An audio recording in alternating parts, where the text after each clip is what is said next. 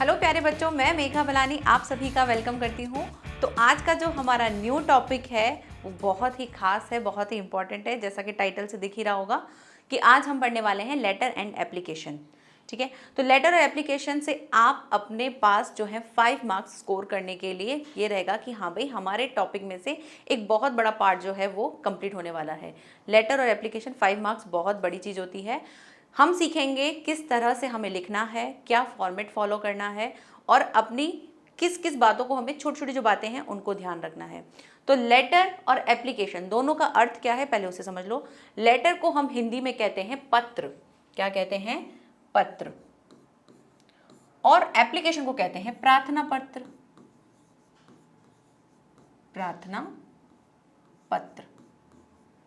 ठीक है, लेटर और एप्लीकेशन इन दोनों का हिंदी में अर्थ ये होता है। हिंदी में भी आपको ये चीज़ें देखनी है। अभी बात करते हैं इंग्लिश की कि इंग्लिश में किस तरह से आपको लिखना है। तो फॉर्मेट देखेंगे, लेटर किस किस टाइप के होते हैं उसको देखेंगे, उसके बाद हम लेटर्स के पार्ट्स देखेंगे, देन हम एक दो फॉर्मेट देखेंगे किस तरह से हमें कैसे कैसे लेटर को लिखना है और किस किस बातों का ध्यान रखना है। बीच बीच में उन बातों पर भी डिस्कस करेंगे। शुरू करते हैं हम आज पहली चीज़ कि लेटर के टाइप्स कितने होते हैं। तो लेटर के टाइप्स होते हैं 2 टाइप। पहला होता है फॉर्मल लेटर, दूसरा है इनफॉर्मल लेटर। दोनों में अंतर क्या है, क्या ध्यान रखना है, तो आज हम पढ़ेंगे फॉर्मल लेटर कि उसे किस तरह से लिखा जाता है। फॉर्मल लेटर को हम कहते हैं हिंदी में औपचारिक पत्र। ठीक है, औपचारिक पत्र क्या होता है? जिसको आप किसी औपचारिक तरीके से लिख रहे हैं। जैसे मान लो आप किसी बिजनेस के पर्पस से लिख रहे हैं, या आप किसी हेड ऑफिस को या किसी भी बड़े ऑफिस में अपनी कोई बात पहुंचाना चाहते हैं, आसपास की किसी बात के बारे में बताना चाहते हैं। जैसे मान लो आप किसी सोसाइटी में रहते हैं और आपको उस वहीं की सोसाइटी में कोई भी प्रॉब्लम है, उस प्रॉब्लम के लिए आप अपने सोसाइटी के जो हेड हैं उन्हें लेटर लिख रहे हैं। तो ये सारी चीज़ें क्या होती हैं? ऑफिशियल होती हैं।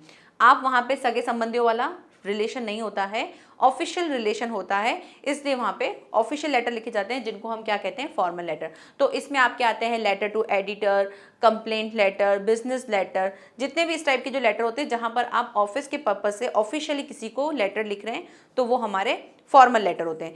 इनफॉर्मल लेटर कौन से होते हैं? जो हम अपने सगे संबंधियों को लिखते हैं, जो भी हमारे संबंध हैं, जिनको हम जानते हैं, जिनके साथ हमारा रिलेशन कैसा है? घर जैसा है। जैसे फ्रेंड्स हो गए, आपके जितने भी रिलेटिव्स हो गए, आप कहीं बाहर रह रहे हो और अपने रिलेटिव्स को जब लेटर लिखते हो तो उसके लिए हम इनफॉर्मल लेटर को यूज़ करते हैं। लेकिन अब इनफॉर्मल लेटर का यूज़ नहीं होता है। क्यों?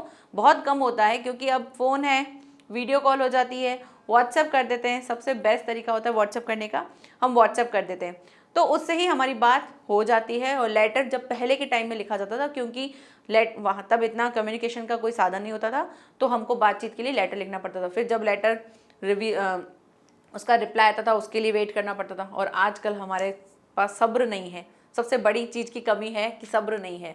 हर चीज़ जल्दी जल्दी जल्दी जल्दी चाहिए ना। तो वही चीज़ यहाँ पे, तो इनफॉर्मल लेटर इतने ज़्यादा यूज़फुल नहीं हो रहे हैं अब, जबकि ऑफिशियल लेटर जो फॉर्मल लेटर होते हैं वो ज़्यादा यूज़ होते हैं, क्योंकि आपको अपनी बात जो पहुंचानी है, जिन्हें आप जानते नहीं हो, सिर्फ मान लो आप किसी हेड ऑफिस को जानते हो, पोस्ट ऑफिस को जानते हो, वहाँ पर आपको अपनी कोई बात पहुंचानी है, तो आप वहाँ पर डायरेक्ट फ़ोन तो नहीं करेंगे ना। आपको अपनी कंप्लेंट क्या करनी होती है? एक लेटर के जरिए। वो कहते हैं ना, जैसे आप बैंक में जाते हैं कि बैंक में कोई चीज़ आपको कुछ प्रॉब्लम होती है, कुछ बात करवानी है, कुछ भी करना है, तो कहते हैं रिटर्न में लिख के दे दो एप्लीकेशन। तो एप्लीकेशन जहाँ पर आप अप्लाई करने के लिए किसी चीज़ के लिए करोगे तब एप्लीकेशन होता है। लेटर जब आप किसी को पत्र लिख रहे हैं, तो एप्लीकेशन और लेटर दोनों का फॉर्मेट थोड़ा सा अलग होता है। एप्लीकेशन आप कहाँ लिखते हैं? जहाँ भी आपको कोई चीज़ अप्लाई करनी होती है या आपको कोई प्रार्थना करनी होती है। जैसे हमें स्कूल में बहुत सी चीज़ों की प्रार्थना करनी होती है कि भाई हमारे लाइब्रेरी में बुक्स जो हैं वो कम है, आप बुक्स इशू कर दो। और जैसे आपके लिए, आपको फीस के लिए चाहिए, तो अभी हम फीस वाला एक टॉपिक लेंगे, फीस कंसेशन है, तो उसके लिए आपको एप्लीकेशन लिखना होता है। तो अपने प्रिंसिपल को जब आप कोई प्रार्थना करते हो, क्योंकि प्रिंसिपल को तो आप ऑर्डर नहीं करोगे, ना ही आप उनको सीधा प्रॉब्लम बताओगे, आप उन्हें एप्लीकेशंस लिखेंगे। तो एप्लीकेशन लेटर दोनों के फॉर्मेट में थोड़ा सा हल्का सा चेंज होता है, उनको समझेंगे। फॉर्मल और इनफॉर्मल लेटर में कितना चेंज होता है उसको देखेंगे। छोटी छोटी बातों का ध्यान रखते हुए हम इस लेटर को समझेंगे। ठीक है, तो आज जो हम समझने वाले हैं फॉर्मल लेटर, कि फॉर्मल लेटर को किस तरह से लिखा जाता है, तो उसके लिए कुछ पार्ट्स होते हैं, उसको डिस्कस करते हैं। यहाँ दे रखे हैं पार्ट्स ऑफ लेटर, कि एक लेटर में क्या क्या पार्ट्स होते हैं, किन किन पार्ट्स को ध्यान रखना चाहिए। क्योंकि जब मार्किंग होती है तो आपके स्टेप की भी मार्किंग होती है कि आपने किस स्टेप को किस तरह से फॉलो किया है। क्लियर?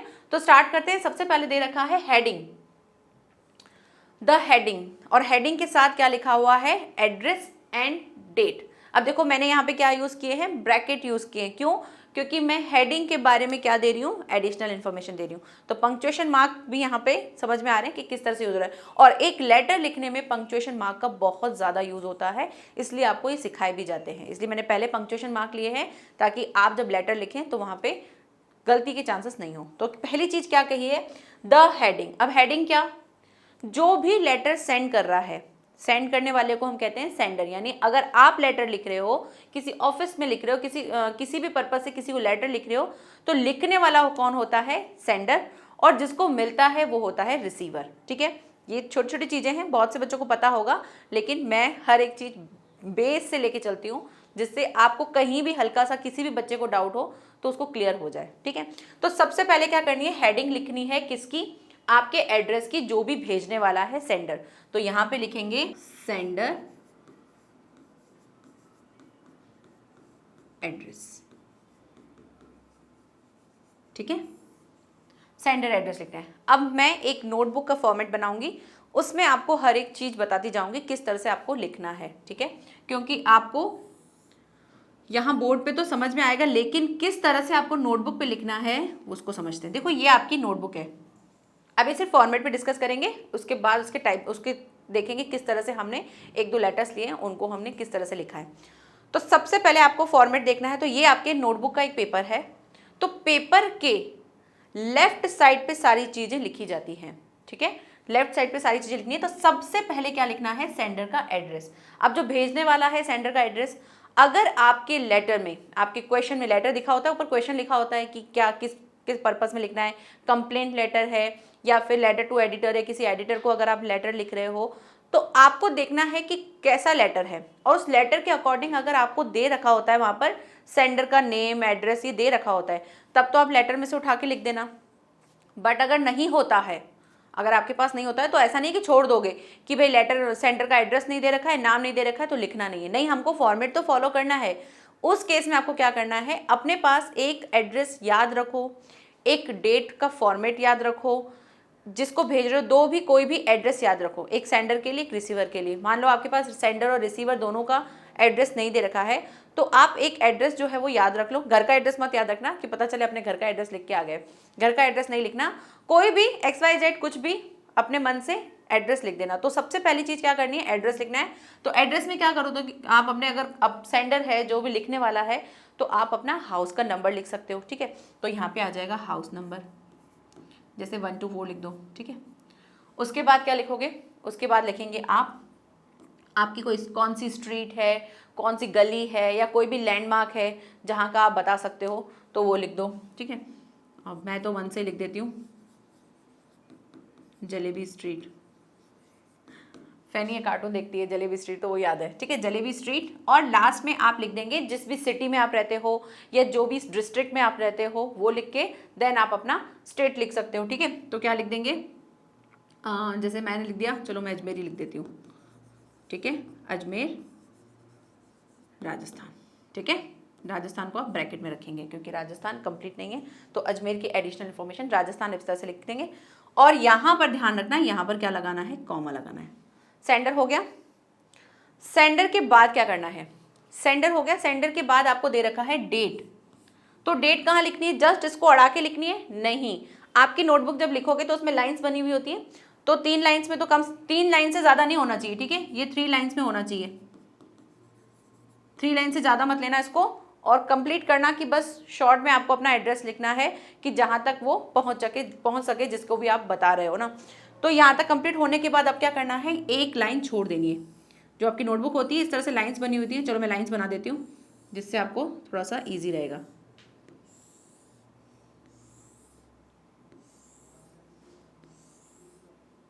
ये मैं इसलिए बता रही हूँ क्योंकि आगे जब आप लेटर लिखेंगे तो लेटर में आपको फिर वहां पर समझ में नहीं आएगा, इसलिए मैं अभी आपको समझा देती हूँ कि कैसे कैसे आपको ध्यान रखने हैं चीजों को। ठीक है,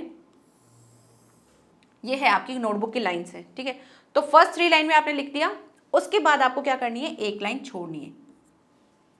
ये लाइन छोड़ के फिर यहां लिखना है डेट।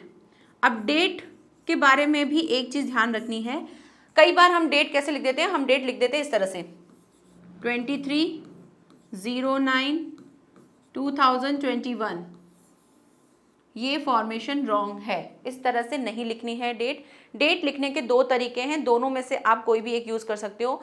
मैं बताऊंगी किसको किसको सबसे ज़्यादा महत्व देना है, किसको लेना है, वो ध्यान रखना कि हमको जो ये, अगर हमको डेट के बारे में कहा जाता है तो डेट दो तरीके से लिखी थी। पहली डेट आप ऐसे लिख सकते हो, जो भी डेट है जैसे 20, अब इसी डेट को हम अपने तरीके से लिखेंगे जो सही तरीका है। तो क्या लिखना है आपको, 23 हो गया ना, तो RD लगा देना। 23, कौन सा मंथ चल रहा है, सितंबर, तो सितंबर लिख देना।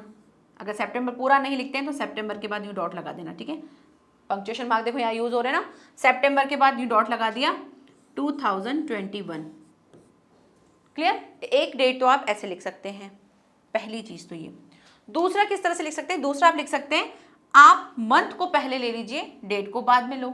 जैसे कि सितंबर को पहले लेना तो सितंबर 23, 2021। क्या ये डेट ठीक है, डेट तो ठीक है, लेकिन एक चीज की गड़बड़ है। क्या, ये दो नंबर्स हैं लेकिन दोनों क्या है, अलग अलग है ना। सितंबर 23 और वो दे रखा है ईयर, तो इन दोनों के बीच में आपको कॉमा लगाना पड़ेगा। यहाँ हमें कॉमा नहीं लगाना है, लेकिन अगर आप इस तरह से डेट लिखते हैं तो आपको कॉमा लिखना पड़ेगा, अदरवाइज ये समझ में नहीं आएगा कि आप डेट क्या लिख रहे हो। क्योंकि अगर आप यहाँ लिखोगे तो वो नंबर्स जो है आपस में मिक्स हो जाएंगे और डेट नहीं पता चलेगी। तो गलती ना हो इसलिए इसको छोड़ के आप ये वाला फॉर्मेट फॉलो करो, जिससे कोई गड़बड़ नहीं हो, ठीक है। तो एक लाइन छोड़ के आपको डेट लिखनी है यहाँ पर, और डेट कैसे लिख दोगे, 23 सितंबर 2021। क्लियर। ये हो गया पहला पॉइंट, कि पहले पॉइंट में हेडिंग लिख दी। नेक्स्ट क्या दे रखा है, रिसीवर एड्रेस। रिसीवर यानी जो प्राप्त करने वाला है उसके बारे में, ये फॉर्मल लेटर की बात हो रही है। फॉर्मल लेटर में हमें कैसे फॉर्मेट को फॉलो करना है। रिसीवर्स एड्रेस, तो रिसीवर जो प्राप्त करने वाला है अब उसका एड्रेस लिखना है। अगर आपको दे रखा है क्वेश्चन में तो आप लिखेंगे, अगर नहीं दे रखा है तो एक एड्रेस और याद रख लो। क्योंकि मैं इसीलिए कह रही हूँ कि दो एड्रेस अपने माइंड में रखना, कि एक अगर मान लो सेंडर और रिसीवर दोनों का एड्रेस नहीं दे रखा है और उस टाइम आप लिखोगे तो कई बार क्या करोगे, गलती करोगे, स्पेलिंग मिस्टेक कर दोगे, कॉलोनी की स्पेलिंग गलत लिख दोगे, जिस भी डिस्ट्रिक्ट के बारे में लिख रहे हो या जिस भी स्टेट का लिख रहे हो उसकी स्पेलिंग आपको अगर याद नहीं रहती है, गड़बड़ हो जाती है, तो वहीं पर ही इंप्रेशन खराब होने लग जाता है। तो स्पेलिंग्स की मिस्टेक तो बिल्कुल नहीं करनी है, इसलिए अपने माइंड में 2 से 3 एड्रेस याद रख लो कि हाँ भाई जब अगर नहीं आता है कुछ भी एड्रेस तो हम अपने मन से एड्रेस लिख पाएँ, ठीक है। तो यहाँ पे भी अब फिर क्या करना है, फिर से एक लाइन छोड़नी है, ये लाइन छोड़ दी, इसमें कुछ नहीं करना है। यहाँ पर आपको लिखना है रिसीवर का एड्रेस। ऐसे ही रिसीवर का एड्रेस भी 2-3 है तो आप भी 2 से 3 में लिख देना। अब ध्यान रखना कि हम किसको लिख रहे हैं, फॉर्मल लेटर लिख रहे हैं, यानी कि किसी ऑफिस को लिख रहे होंगे या किसी भी हेड ऑफिस को लिख रहे होंगे, किसी पोस्ट बैंक में लिख रहे हो या पोस्ट ऑफिस में लिख रहे हो, या आप किसी सेक्रेटरी को लिख रहे हो, XYZ आप किसी को भी लेटर लिख रहे हो तो वहाँ की पोस्ट के बारे में आ जाएगा, कहाँ है वो पोस्ट, किस जगह है उसकी ब्रांच, वो लिख देंगे, और लास्ट में उसका स्टेट लिख देंगे कि किस स्टेट की बात हो रही है। अब जहाँ भाई आप जहाँ कंप्लेन कर रहे हो तो उसी का ही स्टेट होगा। ऐसा तो है नहीं कि आप अजमेर रह रहे हो और आप जयपुर के जो हेड ऑफिस है वहाँ पर आप कंप्लेन लिखोगे। अगर आपकी कंप्लेन बैंक में या किसी भी जगह पर है, किसी भी हेड ऑफिस में या पोस्ट ऑफिस में, तो आप अजमेर के पोस्ट ऑफिस में अगर आपका काम होगा तो वहीं लिखोगे। हाँ, अगर ऐसा कोई काम होता है जो आपको जयपुर के लिए लिखना है तब आप वहाँ पर लिखेंगे, क्योंकि रिसीवर यानी जहाँ रिसीव होने वाला है उसके बारे में लिखना है। फिर ज़रूरी नहीं है वो यहाँ भी हो, कहीं और भी हो सकता है। आपको रिसीवर में रिसीवर की चीज़ ध्यान रखनी है। तो यहाँ पर 2 जगह उसका पोस्ट और उसका ब्रांच नेम आ जाएगा, लास्ट में आ जाएगा कि कहाँ लिख रहे हैं, कौन सा स्टेट है और कौन सा सिटी है, ठीक है। ये हो गया हमारा रिसीवर। ये भी 3 लाइन्स में आना चाहिए, ठीक है, 3 लाइन से ज़्यादा नहीं होना चाहिए, 3 लाइन्स। नेक्स्ट सैल्यूटेशन और सब्जेक्ट। एक पॉइंट ध्यान रखना कि सब्जेक्ट को पहले ले लेना, सैल्यूटेशन बाद में आ जाएगा, ठीक है। यहाँ पे रिसीवर एड्रेस के बाद हमें सब्जेक्ट लिखना है, देन सैल्यूटेशन। थोड़ा नंबरिंग चेंज हो गया है। तो सबसे अब उसके बाद क्या हो गया, रिसीवर एड्रेस के बाद क्या करना है, रिसीवर एड्रेस हो गया कंप्लीट। उसके बाद फिर से एक लाइन छोड़नी। जब भी आपके स्टेप कंप्लीट होते जाएंगे आपको एक एक लाइन छोड़ना है, इसीलिए मैंने स्टेप्स लिखे हैं ताकि आपको ध्यान रहे, याद रहे कि यहाँ पर ये चीज़ कंप्लीट हुई, अब मुझे 1 लाइन छोड़ना है, देन मुझे नई स्टार्ट करनी है। तो एड्रेस हो गया, देन एक लाइन छोड़ा, फिर डेट लिखा, फिर एक लाइन छोड़ा, रिसीवर का एड्रेस लिखा। अब फिर से 1 लाइन छोड़नी है, अब आपको लिखना है सब्जेक्ट। भाई सब्जेक्ट देखेंगे ना सबसे पहले वो कि किसके पर्पज से बात की जा रही है। अगर आप लेटर लिख रहे हैं तो लेटर में बहुत सारी बातें होंगी, आप उसमें बताएंगे क्या क्या प्रॉब्लम है, क्या चीज़ है, किसके बारे में है। लेकिन जो लेटर पढ़ने वाला है, जो रिसीव करेगा, उसको मेन मुद्दा पता होना चाहिए कि बात किसके बारे में हो रही है। क्योंकि जब भी हम देखते हैं, अगर हमारे पास भी कोई बात आती है या मैसेज आ जाते हैं हमारे पास व्हाट्सएप में, तो हम मेन बात देखते हैं कि भाई किस चीज़ की बात हो रही है। अगर इतना लंबा मैसेज है तो हमें चाहिए कि उसके बारे में, कि बात किसके बारे में हो रही है। तो वही चीज़ यहाँ पे सब्जेक्ट बताता है कि एटलीस्ट पढ़ने वाले को ये पता हो कि किस बारे में आगे बात होने वाली है। अब सब्जेक्ट में क्या ध्यान रखना है, सब्जेक्ट आपका होना चाहिए 3 से 4 वर्ड्स में, या ज़्यादा से ज़्यादा 5 to 6 वर्ड्स में। 5 to 6 वर्ड्स, ठीक है, ध्यान रखना 5 to 6 वर्ड्स में आपका सब्जेक्ट होना चाहिए। ऐसा नहीं हो कि 2 लाइनों में आप अपना सब्जेक्ट लिख रहे हो कि हमें ये चीज़ है, ये चीज़ है, नहीं। आप किसके बारे में लिख रहे हो, आपको सिर्फ पॉइंट आउट करना है किसके पर्पस से आप लिख रहे हो। तो जो भी आप लिखने वाले हैं तो सब्जेक्ट आपका 5 to 6 वर्ड्स में होना चाहिए, इससे ज़्यादा नहीं होना चाहिए, यही ट्राई करना है। क्लियर? तो सब्जेक्ट लिखेंगे वही, यहाँ फर्स्ट लाइन छोड़ के एक और लाइन छोड़ के हम यहाँ पे लिख देंगे हमारा सब्जेक्ट। सब्जेक्ट इस तरह से लिख के यहाँ यूँ लगा के और आप अपना सब्जेक्ट लिख देंगे यहाँ पर, ठीक है। एक लाइन के अंदर अंदर आ जाए, जिसमें मैक्स टू मैक्स कितने होने चाहिए, 5 to 6 वर्ड्स होने चाहिए। क्लियर? नेक्स्ट आगे क्या कहा है, सब्जेक्ट हो गया, हेडिंग, रिसीवर एड्रेस, सब्जेक्ट। अब आएगा सैल्यूटेशन, ठीक है, थोड़ा फॉर्मेशन गलत हो गया है। अब आएगा सैल्यूटेशन। सैल्यूटेशन मीन्स क्या होता है, जब हम किसी को आदर के साथ कोई चीज़ कहते हैं। अब आप जिसे लिख रहे हैं तो आप उन्हें ऑफिशियल लेटर लिख रहे हैं तो आप उन्हें डायरेक्ट तो उसका नाम नहीं लेंगे ना, आप उनके साथ सर लगाएंगे, या अगर मैम होंगी तो मैडम लगाएंगे। आप लिखेंगे क्या, dear sir, dear ma'am, respected ma'am. Respected ma'am जो है वो हम एप्लीकेशंस में ज़्यादा लिखते हैं, आप डियर सर लिख सकते हैं या फिर डियर मैम लिख सकते हैं, ठीक है। तो ये हो गया हमारा सैल्यूटेशन, यहाँ पर लिखेंगे। अब इसमें भी क्या करना है, एक लाइन छोड़ के आप लिखेंगे डियर सर या फिर मैडम, और यहाँ लगा देंगे कॉमा। क्लियर? कॉमा लगाना ध्यान रखना है, कॉमा लगाना है। हमारा हो गया था, हेडिंग कंप्लीट हो गया, रिसीवर एड्रेस कंप्लीट हो गया, देन हमको सब्जेक्ट लिखना है, उसके बाद सैल्यूटेशन आएगा, ठीक है। तो सब्जेक्ट हो गया, सैल्यूटेशन, सब्जेक्ट हो गया, सैल्यूटेशन हो गया। अब हमें कंप्लीट करना है बॉडी ऑफ द लेटर। ये क्या होता है इसको समझिए, यही आपकी नोटबुक है। फिर से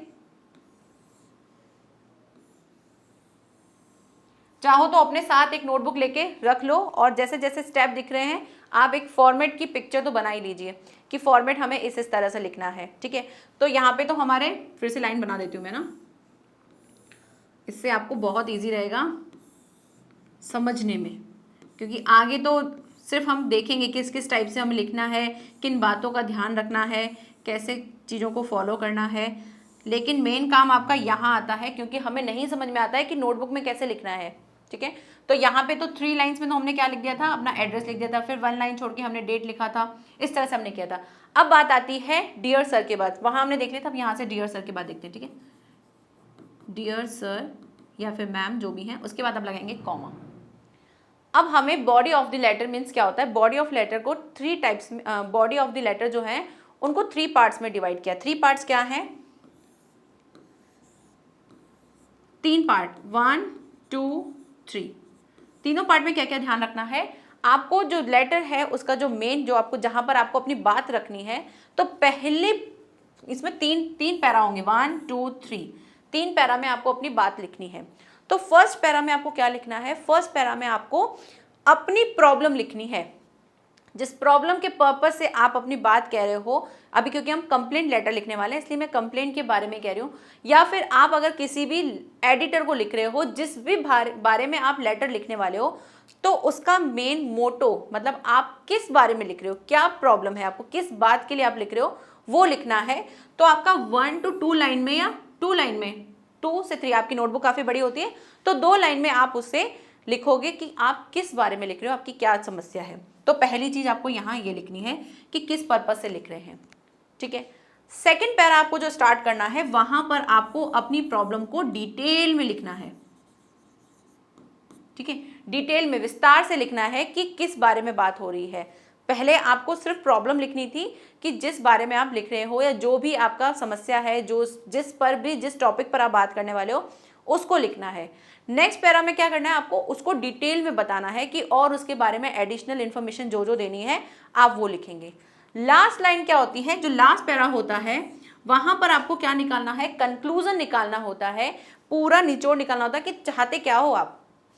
पहले में आपने समस्या लिख दी, दूसरे में आपने अपनी समस्या को थोड़ा अच्छे तरीके से डिटेल में बता दिया, क्योंकि जब लेटर पढ़ने वाला जो होता है उससे समझ में आना चाहिए कि लेटर जो लिखा गया है वो किस पर्पज से लिखा गया है, तो उसे प्रॉब्लम दिखे। फिर आगे वो अगर चाहे तो वो उसको डिटेल में देखेगा कि भाई किस बारे में बात हो रही है। अगर आप एक साथ एक पैरा में लिख दोगे, 10 से 12 लाइनें लिख दोगे, तो पढ़ने वाले को नहीं समझ में आएगा कि क्या बात हो रही है। आप इस तरह से अपने बातों को ब्रेक कर करके लिखोगे तो वो ज़्यादा इंप्रेसिव लगती है। तो पहले में आपने प्रॉब्लम लिखी, दूसरे में आपने अपनी प्रॉब्लम को डिटेल में लिखा, तीसरे वाले में आपको क्या करना है, तीसरे पैरा में आपको कंक्लूजन निकालना है, निचोड़ बताना है कि चाहते क्या हो। भाई आपकी तरफ से आप क्या चाहते हो, करना नहीं करना, आगे का एक्शन लेना उनके ऊपर है। आप क्या चाहते हैं, जो आपने लेटर लिखा है उसका पर्पस क्या है, आप क्या चाहते हैं, वो कंक्लूजन लिखना है यहाँ पर। ठीक है, जो भी निचोड़ है आपको वो लिखना है। क्लियर। अब इसको यहाँ पे कैसे फॉलो करना है, तो डियर सर हो गया, डियर सर के बाद फिर एक लाइन छोड़नी, क्योंकि अब फिर से हम नई चीज़ पे स्टार्ट हो गए, तो यहीं से स्टार्ट करना है। जब पहले हम बात करते थे, पहले लेटर लिखा जाता था तो डियर सर के बाद हम यहाँ से स्टार्ट करते थे ना, नहीं, अब हमको सारी चीज़ें एक सीक्वेंस में एक ही लाइन में स्टार्ट करनी। तो यहाँ से आप अपने लेटर को लिखना शुरू करेंगे, 1 2। जैसे ही पैरा कंप्लीट हो जाता है, मान लो यहाँ कंप्लीट हुआ, पैराग्राफ चेंज करना है, नया लिखना है, तो आप यहाँ से स्टार्ट करेंगे, ना कि यहाँ से। पहले हम पैरा को चेंज करने के लिए हम फिर यहाँ से लिखते थे ना, यहीं से लिखना है। फिर जैसे यहाँ पे आपका पूरा डिटेल में कंप्लीट हो गया प्रॉब्लम, अब आपको कंक्लूजन लगाना है, कंक्लूजन निकालना है, तो वो भी आप यहाँ से स्टार्ट करेंगे। कंक्लूजन यानी कि भाई जैसे मान लो आपको कोई भी प्रॉब्लम है, अब आप चाहते हो कि भाई मेरे लिए ये समाधान कर दो, या जो भी, अगर जैसे आप कंप्लेंट लिख रहे हो अपने सोसाइटी के लिए कि सोसाइटी में, पहले तो आपने बता दिया कि सोसाइटी में जो है वो लाइट्स प्रॉपर नहीं है, लाइट्स प्रॉपर नहीं है, आपने ये छोटी सी बात अपनी बता दी। अब आप बताना चाहते हो उस लाइट की वजह से और क्या क्या प्रॉब्लम हो रही है, कि कई बार हम गिरते गिरते बच जाते हैं, या जो भी आपकी प्रॉब्लम है आपको उसमें डिटेल में लिखा। अब कंक्लूजन क्या निकालना है कि भाई स्ट्रीट में जो है वो प्रॉपर लाइट्स आप लगाइए, जिससे हम सुविधा के साथ वॉक कर सकें, कोई भी बच्चा गिरे नहीं, ये सारी चीज़ें आप कंक्लूजन में लिखेंगे। ठीक है, तो इस तरह से लिख दिया, हो गया conclusion, body of the letter complete. ये कंप्लीट होते ही अब आ गया क्लोजिंग लाइन। क्लोजिंग लाइन यानी जहाँ पर आप सामने वाले को क्या कहते हैं, थैंकिंग यू, या हम एक्सपेक्ट करते हैं कि आप इस तरह से चीज़ें करेंगे, तो क्लोजिंग लाइन में आप इस तरह से लिख सकते हो, थैंकिंग यू करके लिख सकते हो, बस थैंकिंग यू लिख देंगे, वही आपका क्लोजिंग लाइन हो सकता है। ठीक है, क्लोजिंग लाइन में आप थैंक यू लिखो, ये भी क्या करना है, 1 लाइन छोड़ के फिर थैंकिंग यू लिखना है। इसके बाद क्या आता है, your sincerely, faithfully and obediently. इनको क्या कहते हैं, इसको समझिए, कब किसको लगाना है वो भी ध्यान रखना।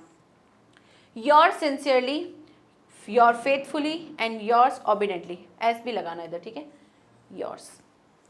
तीनों में क्या डिफरेंस है, पहली चीज़ जो ओबीडेंटली, ये तो हम हमारी एप्लीकेशन में लिखते हैं कि आपका आज्ञाकारी शिष्य, जो भी आप जिनके भी बारे में लिख रहे हैं, तो ये ओबीडेंटली तो आ जाता है हमारे एप्लीकेशन में। ठीक है, बात आती है सिंसियरली और फेथफुली, दोनों में क्या डिफरेंस है, दोनों यूज करते हैं, लेकिन दोनों में एक डिफरेंस है। जब आप जिसको लेटर लिख रहे हैं, तो आप उस लेटर लिखने वाले को, अगर आप उसका नाम नहीं जानते हो, आपको नहीं पता है कि आप किसको लेटर लिख रहे हो, आप सिर्फ एक ऑफिस में लिख रहे हो, अब पता नहीं जिसको मिलने वाला है वो मैम है, वो सर हैं, उनका नाम क्या है, सिर्फ आपने वहाँ के पोस्ट के लिए, जो भी पोस्ट पे है, आपने उसको लेटर लिखा है, तो ऐसे जगह अगर आप नहीं जानते हो जिनको आप लिख रहे हो, और उनको आप नहीं जानते हो, आपके लिए वो अननोन है, उनके लिए हम यूज़ करते हैं फेथफुली। क्या यूज़ करते हैं, फेथफुली। और जिन्हें आप जानते हैं, मान लो आप जिस ऑफिस में लिखने वाले हो, आप अपने ऑफिस में ही लेटर लिखने वाले हो, और जिससे आप लिख रहे हो आप उसका नाम जानते हो, अगर नाम जानते होंगे तो फिर आप डियर सर या डियर मैम लिखोगे नहीं, डियर सीधा जो भी उनका नाम है वो लिखेंगे।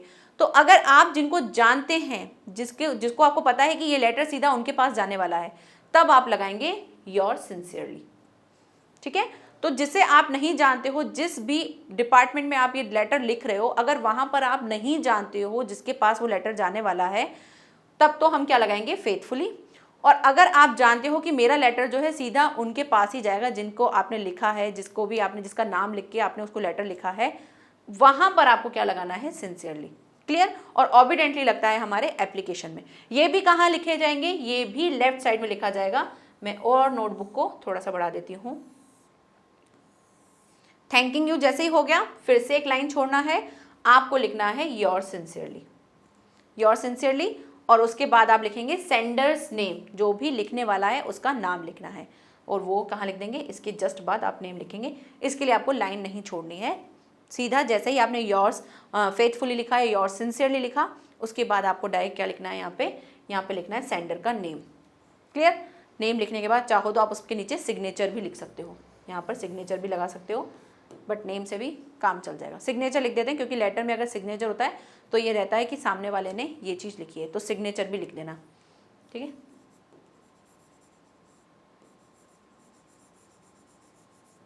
ठीक है, सिग्नेचर लिख देना। क्लियर।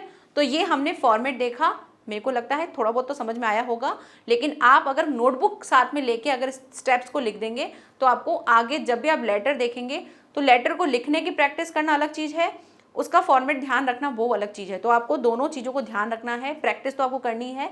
फॉर्मेट को आप एक बार एक नोटबुक में, एक पेपर पे लिख दो, ताकि आपको जब भी पढ़ना होगा तो आप उसमें ध्यान रखेंगे कि किस किस तरह से करना है। क्लियर। ये हो गया हमारा पार्ट्स। अब समझते हैं लेटर की होते क्या है। लेटर्स के एक दो टाइप देख लेते हैं। तो पहला हम लेटर देखने वाले हैं जो है write a letter to the postmaster. आप पोस्ट मास्टर को लेटर लिख रहे हैं कंप्लेनिंग, तो यहाँ पे देखो कंप्लेंट वाला लेटर है ये। ठीक है, complaining that your sister at Ambala, आपकी सिस्टर जो है वो कहाँ रहती है, अम्बाला। अब यहाँ पे आपको जगह दे दी है भाई। ठीक है, सिस्टर का नाम वाम कुछ नहीं दिया है, ना आपका नाम दिया है, सिर्फ दिया है क्या, अम्बाला में बहन रहती है, उसके बारे में कहा है। Has not received the parcel send by you last month, उनको वो एक पार्सल है वो नहीं रिसीव्ड हुआ है जो आपने भेजा था, कहाँ, लास्ट मंथ में। लास्ट मंथ आपने कोई पार्सल भेजा था जो उनको नहीं पहुंचा है आपकी सिस्टर को। अब इसके लिए आप क्या कर रहे हैं, पोस्ट मास्टर को क्या कर रहे हैं, क्योंकि पोस्ट बाय पोस्ट आपने भेजा था तो पोस्ट मास्टर को कंप्लेन कर रहे हैं। पोस्ट मास्टर को कंप्लेन कर रहे हैं, हमें नहीं पता कि वो जो पोस्ट मास्टर है वो किसके पास जाएगा, कोई सर है, कोई मैम है, किसी पर्सन, पर्टिकुलर पर्सन को आप जानते हो कि पोस्ट मास्टर में मैं इस पर्सन को नाम लिखना, इस पर्सन को लेटर लिखने वाला हूँ, नहीं पता है ना, तो हमें यहाँ पे डियर सर या डियर मैम लिखना होगा। और जब हम नीचे लास्ट में जब उनके बारे में लिखेंगे योर ऑबिडेंट, योर फेथफुली और सिंसियरली लिखना होता है, उसमें से हम योर फेथफुली लिखेंगे। क्यों, क्योंकि यहीं पढ़ के हमको समझ में आ गया कि हम किसी को पर्सनली नहीं जानते हैं, सिर्फ एक पोस्ट है वहाँ पर हमें लेटर लिखना है। ठीक है, स्टार्ट करते हैं। तो सबसे पहले क्या कहा था, फिर से एक नोटबुक बना देते हैं ताकि आपको माइंड में एक पिक्चर रहे कि हाँ हमें इस तरह से एक इमेज रहना चाहिए, हमें ये चीज़ें फॉलो करनी है। तो पहली चीज़ क्या थी, पहली चीज़ थी सेंडर का एड्रेस। यहाँ भी सेंडर का एड्रेस नहीं दे रखा है, अपने मन से बना लो। क्या दे रखा है, 129 साउथ ब्लॉक, हाँ ब्लॉक भी लिख सकते हैं आप, ब्लॉक लिख सकते हैं, स्ट्रीट लिख सकते हैं, जो भी आपको लगता है। 2 से 3 लाइन में होना चाहिए, ये 2 लाइन में, आप 3 लाइन में भी लिख दो। यहाँ जैसे ही अलवर राजस्थान दिया है, आप इसमें एक और ऐड कर सकते हो कि कौन सा बिल्डिंग है, बिल्डिंग का नाम लिख सकते हो आप। ब्लॉक लिख दिया, उसके बाद बिल्डिंग भी लिख दो, बिल्डिंग का नाम अगर हो तो। आप इस तरह से कोई भी 2 एड्रेस अपने माइंड में सेट रखना, 2 से 3 ही कर देना, कई क्या पता कई बार भूल भी जाओ, तो 2 से 3 आप एड्रेस की एक पिक्चर बना के रखना कि स्पेलिंग्स भी याद रहे, हमको सही से लिख पाएँ, ये चीज़ हो गई। कॉमा लगाना है, ठीक है, 129 साउथ नंबर है, उसके बाद ये साउथ है। अगर 129 ऐसे लिख दोगे, अब 129 लिखेंगे और उसके बाद आपने अगर साउथ लिख दिया तो समझ में नहीं आ रहा है, इसलिए आपको 129 को अलग से बताना है कि 129 साउथ ब्लॉक, फिर उसके बाद कॉमा लगा के आप अपना उस बिल्डिंग का नाम भी लिख सकते हो, क्योंकि ढूंढने वाले को बिल्डिंग से भी पता चल जाएगा। उसके बाद अलवर राजस्थान जिसके बारे में आप लिख रहे हो वो लिखना है। तो एड्रेस हो जाएगा 3 लाइन में। उसके बाद 1 लाइन छोड़ी है यहाँ पर, फिर आपको लिखनी है डेट। तो डेट आपको लिख सकते हो आप इस तरह 30 अप्रैल 2021, या फिर आप क्या लिख सकते हो, यहाँ पर आप अप्रैल को पहले लिख लो, 30 बाद में लिख के उसके बाद क्या लगाओगे, कॉमा। लेकिन कई बार होगा कॉमा लगाने में भूल हो सकती है, तो वो चीज़ गलत हो जाएगी, इसलिए आप ज़्यादा इसी पे ही फोकस करना, इसी फॉर्मेट को लिखना है। ठीक है, नेक्स्ट है, फिर 1 लाइन छोड़ी है, उसके बाद आप जिसको भेज रहे हैं रिसीवर एड्रेस वो लिखना है। तो पोस्ट मास्टर को भेजा जा रहा है, हेड पोस्ट ऑफिस है तो हेड पोस्ट ऑफिस लिख देंगे। सिटी कौन सी है, अलवर ही है, तो आप अलवर लिख दीजिए। नेक्स्ट क्या आएगा, सब्जेक्ट। सब्जेक्ट में क्या करना है, आपको 5 to 6 वर्ड्स में होना चाहिए आपका जो सब्जेक्ट है वो, या ज़्यादा से ज़्यादा 1 लाइन में होना चाहिए, बस 1 लाइन से ज़्यादा नहीं जाना चाहिए। तो सब्जेक्ट क्या दे रखा है, not receipt of parcel Saint on 25/3/2021। 25 मार्च को पार्सल भेजा गया था जो नहीं मिला है। अब यहाँ पे देखो डेट नहीं दे रखी है ना, तो डेट हम अपने मन से डाल रहे हैं। तो मन से डालने के लिए आपको सारी चीज़ें वैसे ही लिखनी होगी। जैसे यहाँ पे आपने लिखा है, जो लेटर आप लिख रहे हो वो 30 अप्रैल को लिख रहे हो, तो जो भी पार्सल होगा वो कब भेजा गया होगा, 1 महीने पहले कहा है ना कि भाई लास्ट मंथ भेजा गया था, अभी तक नहीं आया। तो अप्रैल है, तो अप्रैल से पहले मार्च में भेजा होगा आपने पार्सल, जिसके बारे में आप कंप्लेन कर रहे हो। तो आप यहाँ पे ये डाल देंगे, तो पढ़ने वाले के दिमाग में क्या आ जाएगा, जो भी रिसीवर है, जो पढ़ने वाला है, उसको सब्जेक्ट पता चल जाएगा कि भाई ये जो चीज़ है कि क्योंकि हम वहाँ पे ऐसे नहीं लिखते हैं। ये अगर आप ना किसी को लेटर लिखते हो तो वहाँ पर लेटर में ये क्वेश्चन थोड़ी लिखा होगा। जिससे भी आप, अगर हम नॉर्मल लाइफ में अगर बात करें, ये तो हमें दिखाया जाता है कि किस तरह से आपको क्वेश्चन में लिखना, क्वेश्चन दिया होगा उसका हमको आंसर की तरफ ये लेटर लिखना है। लेकिन जब आप पर्सनली किसी को सही में लेटर लिखते हो तो वहाँ क्वेश्चन थोड़ी लिखा होता है। आप अगर इमेजिन करो कि आप जब किसी को लेटर लिख रहे हो, आपके पास ही चलो लेटर आता है, तो आप लेटर पढ़ते वक्त क्या देखोगे, कहाँ से आया है, ठीक है, किस पर्पज़ से आया है, ये 2 पॉइंट्स आप देखते हैं। तो वही चीज़ आपको यहाँ लिखनी है। तो जो पढ़ने वाला होगा, हेड ऑफिस वाला, उसको यही सब्जेक्ट पढ़ते हुए समझ में आ जाएगा कि जो पार्सल है जो सेंड किया गया था कब, 25 को, वो अभी तक नहीं मिला है, और आज जो है वो अप्रैल में लिख रहा है, यानी 1 महीने के आसपास हो गया और अभी तक उसको पार्सल नहीं मिला है। तो 1 महीने का पार्सल नहीं मिलने के चक्कर में ये सारा लेटर लिखा जा रहा है, ठीक है। यही पढ़ने वाले को समझ में आ गई चीज़। तो ये हो गया हमारा सब्जेक्ट। अब सब्जेक्ट के बाद क्या आएगा, सब्जेक्ट के बाद आएगा हमारा सैल्यूटेशन, जिसको हम लिखने वाले हैं। तो यहाँ पे देखिए डियर सर, सारी चीज़ें एक ही सीक्वेंस में है, यही लिखी जा रही हैं, आपको भी इन चीज़ों का ध्यान रखना है। तो क्या लिखा है, dear sir, I had sent a registered parcel. उन्होंने एक रजिस्टर्ड पार्सल सेंड किया था, क्योंकि जब बाय पोस्ट आप करते हैं तो पूरा बकायदा पूरी एंट्री होती है कि आप कौन सा पार्सल भेज रहे हो, उसका वेट कितना है, उसका पूरा रिसिप्ट बनता है, सब कुछ चीज़ें होती हैं। तो रजिस्टर्ड पार्सल था टू माई सिस्टर। अब यहाँ पे आप अपनी सिस्टर के बारे में बता रहे हो, क्योंकि यहाँ हमें प्रॉब्लम बतानी है कि भाई हम किस पर्पज़ से लिख रहे हैं, उस प्रॉब्लम को बताना है। तो जब भी कंप्लेन लेटर होता है, उसके लिए सबसे अच्छी चीज़ होती है कि कंप्लेन लेटर में आपको ज़्यादा तामझाम नहीं करना होता है, आपको बताना होता है कि कंप्लेन किस, अब जैसे पार्सल वाली कंप्लेन है तो आपको उसमें पार्सल में क्या करना होगा। अब माइंड में सोचो कि मुझे कंप्लेन करनी है एक पार्सल नहीं मिलने, मतलब नहीं मिला है अभी तक, उसके लिए। तो क्या होगा, आप सामने वाले को अगर लिखोगे तो क्या लिखोगे कि पार्सल ये था, इस एड्रेस का था, इसको भेजा गया था, इस दिन को भेजा गया था और अभी तक नहीं मिला है। उसके बारे में बात करें, कंक्लूजन में क्या लिखोगे कि प्लीज़ आप ये वेरीफाई करो कि भाई वो पार्सल जो है कहीं खो तो नहीं गया है, या अभी तक ऑफिस में तो नहीं पड़ा है, इन सब के बारे में, या जहाँ भी है उसको ट्रैक करके बताओ कि अभी कहाँ पहुँचा है। तो इस तरह से हम लिखते हैं। तो I had sent a registered parcel to my sister Jaya at house number. अब जहाँ भेज रहे हो वहाँ का भी लिखोगे, क्योंकि उन्होंने जब भी उन्होंने रजिस्टर्ड किया होगा अपना पार्सल का, तो वहाँ पे पार्सल का पूरा डिटेल लिखते हैं कि भाई कहाँ जा रहा है, किसके द्वारा भेजा गया है, वो सारी चीज़ें आएंगी। तो हाउस नंबर कौन सा, 16। अब हाउस नंबर जैसे आ गया 16, फिर से कॉमा लगाओ। सेक्टर कौन सा, 5, फिर कॉमा लगा। कहाँ पर, अंबाला। ऑन डेट, डेट कौन सी, 25/3/2021, अभी भी हमने सब्जेक्ट में देखा था। And receipt number is 1479। यहाँ तक लिख दिया, ये हो गई आपकी मेन इंफॉर्मेशन जो अभी तक उनको नहीं मिली है इसके बारे में। आगे क्या करना है, ये वाली जो चीज़ है, ये चीज़ आप लिख सकते हो नेक्स्ट पैरा में यहाँ से, ठीक है। मेरे पास बोर्ड में स्पेस नहीं था इसलिए नहीं लिखा। अब नेक्स्ट जो पैरा है वो यहाँ से स्टार्ट करना, द से, कि the parcel has not so far been received by her. Parcel जो है अभी तक उसके द्वारा उसको मिला नहीं है, इतना टाइम हो गया है। More than 1 month have since past, और कितना टाइम हो गया है, 1 महीने से भी ज़्यादा हो गया, क्योंकि 30 अप्रैल को लिखा जा रहा है तो 1 महीने से ज़्यादा हो गया, क्योंकि 25 मार्च तक कंप्लीट होता तो 25 से 25 अप्रैल होना था, अभी हो गया है 30, तो कितना हो गया है, मोर देन 1 मंथ हो गया है। It appears either the parcel is delivered to someone else or it's has been lost in transit. वो कह रहे हैं कि भाई पार्सल किसी और को तो नहीं पार्सल हो गया है, या फिर भाई जब आप ट्रांसफ़र कर रहे थे तो उसमें खो गया हो सकता है ऐसा। तो वो अनुमान लगा रहे भाई ऐसा तो नहीं हो गया है। ये चीज़ें हो गई। तो क्या क्या हो गया, आपने अपनी प्रॉब्लम बता दी 2 पैरा में। अब आगे आप क्या कर रहे हो, कंक्लूजन निकाल रहे हो कि चाहते क्या हो आप। तो चाहने के लिए फिर से हम पैरा चेंज करेंगे। You are requested to investigate. Investigate मतलब कि जांच पड़ताल करो इनटू द मैटर, कौन से, इस मैटर पे, your early action is highly appreciated, आपका जितना जल्दी एक्शन जो होगा इस पर वो हमारे लिए बहुत ज़्यादा अच्छा होगा। तो इस तरह से आप अपने लेटर को लिखोगे। कंप्लीट, ये हो गया body of the letter complete, जिसमें आप यहाँ तक लिख सकते हैं। उसके बाद द पार्सल से आप नेक्स्ट अपना पैरा स्टार्ट कर सकते हैं। आगे क्या है, फिर से एक लाइन छोड़नी है। अब आपको थैंकिंग यू लिखना है, क्लोजिंग लाइन, तो थैंकिंग यू लिख दिया। फिर से एक लाइन छोड़नी है, फिर लिखना है योर फेथफुली।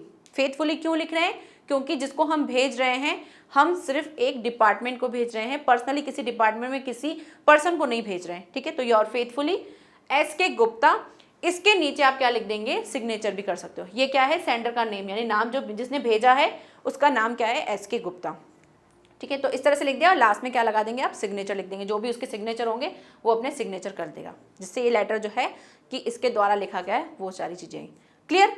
तो इस तरह से आप एक कंप्लेंट लेटर लिख सकते हो। अब एक और लेटर देखते हैं, लेटर नहीं जिसे हम एप्लीकेशन कहेंगे, एप्लीकेशन देखेंगे जिसमें आप एप्लीकेशन को में किस किस चीज़ों को फॉलो करोगे वो देखते हैं। तो नेक्स्ट क्या दे रखा है, write an application to the principal of your school requesting him to grant you fee concession. आपको अपने प्रिंसिपल को क्या लिखनी है, एप्लीकेशन लिखनी है, जहां पर आप क्या चाहते हो, फी में कंसेशन, यानी फी थोड़ी कम करवाना चाहते हो, उसके संबंध में आप एप्लीकेशन लिखना चाहते हो। तो प्रिंसिपल को लिखा जा रहा है, एप्लीकेशन की जा रही है, मतलब प्रार्थना की जा रही है, तो प्रार्थना पत्र लिखना है। अब एप्लीकेशन में ऐसा क्या चीज़ होती है जो फॉर्मल लेटर से थोड़ी सी डिफरेंस होती है, एप्लीकेशन में हमको सेंडर जो भेजने वाला है उसके बारे में नहीं लिखना है, क्योंकि हम तो स्कूल में भेज रहे हैं, तो पहले स्कूल के जो भी हैं हमारे रिसीवर उनको लिखेंगे। तो स्कूल के बारे में लिखना है, या जिसके बारे में भी आप एप्लीकेशन लिख रहे हो तो पहले रिसीवर का आ जाएगा। रिसीवर में क्या है, द प्रिंसिपल। अब द प्रिंसिपल, किस स्कूल में पढ़ते हो आप, उस स्कूल का नाम लिखना है। यहाँ पर आपकी जो भी स्कूल है आप वो स्कूल का नेम लिख देंगे, कौन से स्टेट में है वो भी आप लिख देंगे। तो ये एप्लीकेशन का फॉर्मेट तो बहुत ईजी होता है, दिक्कत आती है हमको लेटर में। तो इस तरह से आप एप्लीकेशन में द प्रिंसिपल लिखने के बाद अपनी जो भी स्कूल है उसका नाम लिख देंगे 2 लाइन्स में, मतलब 3 लाइन्स में ऑलमोस्ट कंप्लीट हो जाए। नेक्स्ट क्या लिखना है, फिर से सब्जेक्ट। अब कुछ तो लेटर का ही फॉर्मेट है कि रिसीवर हो गया, रिसीवर के बाद क्या करना है, सब्जेक्ट देन सैल्यूटेशन। सब्जेक्ट में क्या है, कंसेशन इन स्कूल फी, जो स्कूल फी है उसमें हमें क्या चाहिए, कंसेशन चाहिए। तो 5 to 6 वर्ड्स में होना चाहिए। हमने लिख दिया कि जो भी पढ़ेंगे प्रिंसिपल तो वो देख लेंगे कि भाई किस बारे में बात हो रही है, तो वो हमने कर दिया, concession in school fee. Next क्या है, सैल्यूटेशन देना है, 1 लाइन यहाँ छोड़ी, फिर सब्जेक्ट लिखा, फिर से 1 लाइन छोड़नी है। अब लिखा हमने सैल्यूटेशन रिस्पेक्टेड सर, यहाँ डियर सर नहीं लिखेंगे, हम हमारे सर को बहुत आदर के साथ लिख रहे हैं, प्रिंसिपल सर को लिख रहे हैं, तो लिखेंगे रिस्पेक्टेड सर या रिस्पेक्टेड मैम, जो भी आपको समझ में आता है वो आप, जो भी आपकी स्कूल की मैम है उसको देख के आप लिख देंगे, रिस्पेक्टेड सर लिख दिया। देन फिर से हमको 1 लाइन और छोड़ना है, हर बार जब भी आप फॉर्मेट लिखेंगे 1 लाइन छोड़ना है। लाइन छोड़ने के बाद अब आपको लिखना है आपकी एप्लीकेशन के बारे में। यहाँ भी वही बात ध्यान रखनी है, जितना ज़्यादा बड़े पैराग्राफ में लिखोगे उतना ही इफेक्टिव कम लगेगा, इसलिए आपको क्या करना है, अपनी बातों को ब्रेक करके लिखना है जहाँ पे सारी चीज़ें समझ में आए। तो क्या लिखेंगे, most humbly I beg to state that I am a student of class 10th B। मैं कहाँ का स्टूडेंट हूँ, 10th B का हूँ, क्योंकि अब आपको आपके बारे में बताना है। सर थोड़ी पहचानते हैं प्रिंसिपल सर कि किस बच्चे ने लिखा है, तो आपको पहले अपना इंट्रोडक्शन देना होगा कि मैं कौन सा बच्चा हूँ आपकी स्कूल में। उसमें आपको क्या क्या लिखना है, आपको आपकी क्लास लिखनी है, क्लास का अगर सेक्शन होता है तो आप सेक्शन लिखिए, उसके बाद अपना नाम लिखिए, ठीक है। आई एम अ स्टूडेंट, तो आप स्टूडेंट का नाम नहीं भी लिखोगे अभी तो ठीक है, स्टूडेंट का नाम वैसे भी लास्ट में आ जाता है तो आप लास्ट में लिख सकते हो कि आई am a student of class 10th B of your school. आपके स्कूल का मैं कौन सा स्टूडेंट हूँ, 10th B का स्टूडेंट हूँ। माई फादर इज रिटायर्ड क्लर्क, मेरे पापा जो हैं वो क्या है, रिटायर्ड क्लर्क हैं। He is getting a pension of 1800 per month, वो क्या उनको क्या मिलती है, पेंशन मिलती है 1800 रुपये पर मंथ मिलती है। तो यहीं पे बात समझ में आ रही है कि फीस कम करवानी है क्योंकि इतनी ज़्यादा आमदनी नहीं है। तो पहले पैरा में आपने क्या करा, अपनी प्रॉब्लम बताई। दूसरे में क्या करेंगे, आप उसको थोड़ा सा और डिटेल में बताना चाहते हो तो बता सकते हो। कैसे बताएंगे, there is no other source of income, अभी और कोई सोर्स नहीं है हमारे इनकम का। My father is unable to pay my fees, मेरे पापा जो है वो फीस देने में समर्थ नहीं है, असमर्थ हैं। Last year to your goodness granted me 100% concession in my fees, last year जो है आपने मुझे 100% फी कंसेशन दिया था, यानी पूरी फीस ही माफ़ कर दी थी उसके लिए वो कह रहे हैं कि आपकी इतनी दयालुता थी, आप इतने गुडनेस थे, उसके लिए आप कह रहे हैं। आप चाहें तो ये लाइन लिख भी सकते हैं, नहीं भी लिख सकते हैं, it's up to you. Okay, now फिर से पैरा चेंज हो रहा है, तो आपको पैरा हमेशा यहीं से चेंज करना है।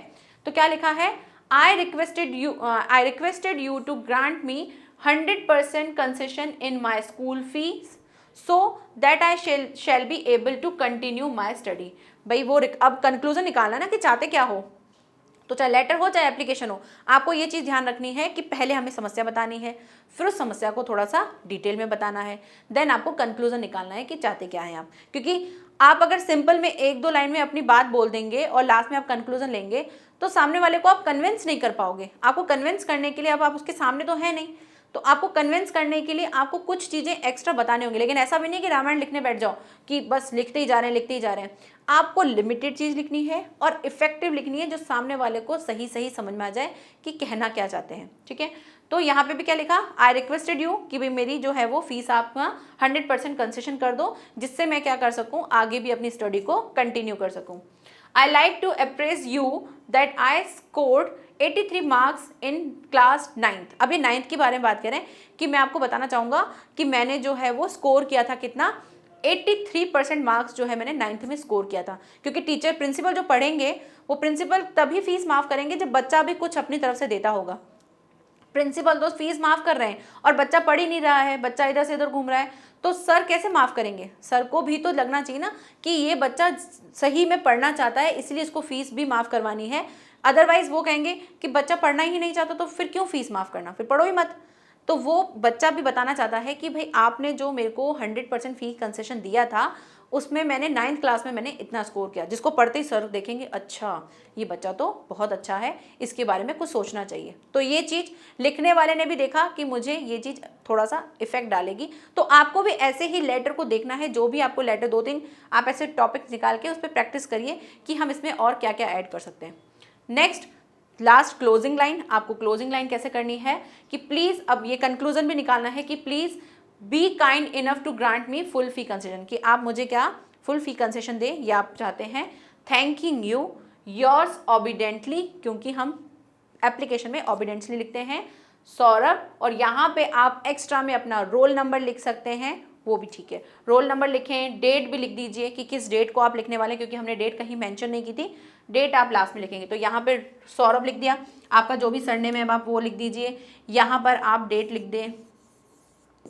ठीक है, डेट का फॉर्मेट वही रखना, और साथ में क्या लिख सकते हो आप, इससे पहले अपना रोल नंबर भी लिख सकते हो, जिससे और ज़्यादा सुविधा हो जाती है एक टीचर को पहचानने में कि बच्चा कौन सा है। क्लास तो हमने लिख दिया, सेक्शन लिख दिया, नाम भी लिख दिया, रोल नंबर भी लिखना चाहें तो आप वो भी लिख सकते हैं। तो नाम के जस्ट नीचे आप रोल नंबर लिखेंगे, फिर आप डेट लिखेंगे, और डेट का फॉर्मेट हम डिस्कस कर चुके हैं तो वो वाला आपको लिखना है। ठीक है, डेट, तो इस तरह से आपको लिखना है। अब जो जो छोटी छोटी चीज़ें हैं वो ध्यान रखनी है। क्या ध्यान रखनी है, जैसे ही आप लेटर लिख रहे हैं तो लेटर में जब आप पैरा को ब्रेक कर रहे हैं तो ब्रेक करते समय ध्यान रखना आपको एक लाइन छोड़नी है। ठीक है, पैरा में भी जो बॉडी ऑफ द लेटर है उसको भी आपको क्या करना है, छोड़ना है एक एक लाइन, जिससे आप लेटर जो है वो पूरा सामने वाले को पढ़ने के लिए क्लियर दिख सके।